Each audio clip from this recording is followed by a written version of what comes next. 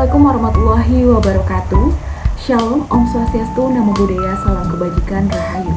Halo semuanya, perkenalkan saya Herlina Juniarsi dengan NIM 811422613. Pada video ini, saya akan memaparkan beberapa poin terkait isi dari proposal skripsi saya dengan judul Urgensi Reformulasi Peraturan Perundangan Khusus dalam mencegah peningkatan tindak pidana child grooming di Indonesia. Video ini diperuntukkan guna memenuhi nilai ujian akhir semester mata kuliah Metodologi Penelitian dan Penulisan Hukum yang diampu oleh Ibu Dr. Sangayu Putu Rahayu, SH.MH. Kejahatan selalu berevolusi seiring dengan perkembangan teknologi. Para pelaku kriminal kini memanfaatkan dunia digital untuk menjalankan aksinya. Salah satu kejahatan yang semakin merajalela adalah child grooming. Child grooming merupakan proses di mana pelaku membangun kepercayaan dan ikatan emosional dengan anak untuk tujuan mengeksploitasi mereka secara seksual. Pelaku sering data dari Komisi Perlindungan Anak di Indonesia mencatat 859 kasus child grooming pada tahun 2021. Angka ini menunjukkan bahwa anak-anak semakin rentan terhadap kejahatan di dunia maya. Di Indonesia sendiri memiliki sejumlah undang-undang atau peraturan untuk melindungi anak dari kekerasan seksual seperti Undang-Undang Perlindungan Anak dan Undang-Undang ITE atau Undang-Undang Pornografi.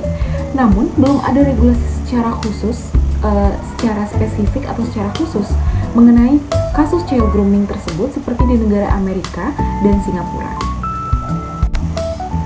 Hal tersebut yang melatar belakangi untuk saya melakukan penelitian yang mengangkat isu tentang child grooming.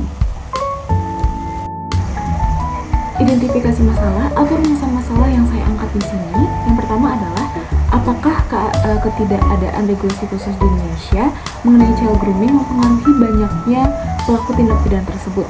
Yang kedua, apakah perlu adanya reformulasi terhadap peraturan perundangan di Indonesia dalam memberikan perlindungan anak dari ancaman tindak pidana child grooming. Penelitian sebelumnya menjadi salah satu referensi bagi saya dalam menyusun penelitian ini, sehingga saya dapat memperluas teori yang digunakan untuk menganalisis topik penelitian. Dari penelitian terdahulu, saya memilih beberapa sebagai bahan acuan guna memperkaya kajian dalam penelitian saya. Saya menggunakan 5 penelitian terdahulu yang akan saya gunakan sebagai acuan. Salah satunya ialah penelitian dari Muhammad Arif Wicaksono, Universitas Negeri Semarang, dengan judul Implementasi Kebijakan Perlindungan Hukum Anak dan Perempuan dari Tindak Pidana Kekerasan di Kota Semarang, Perspektif Perda Nomor 5 Tahun 2016. Landasan teori. Dalam penelitian ini saya menggunakan teori hukum progresif, teori perlindungan hukum, teori hukum responsif, dan teori pembaharuan hukum. Dalam menulis penelitian ini, saya menggunakan 2 pendekatan. Yang pertama, pendekatan perundang-undangan dan pendekatan komparatif. Pendekatan yang digunakan untuk penelitian ini bertujuan memberikan landasan hukum yang kuat dan relevansi internasional.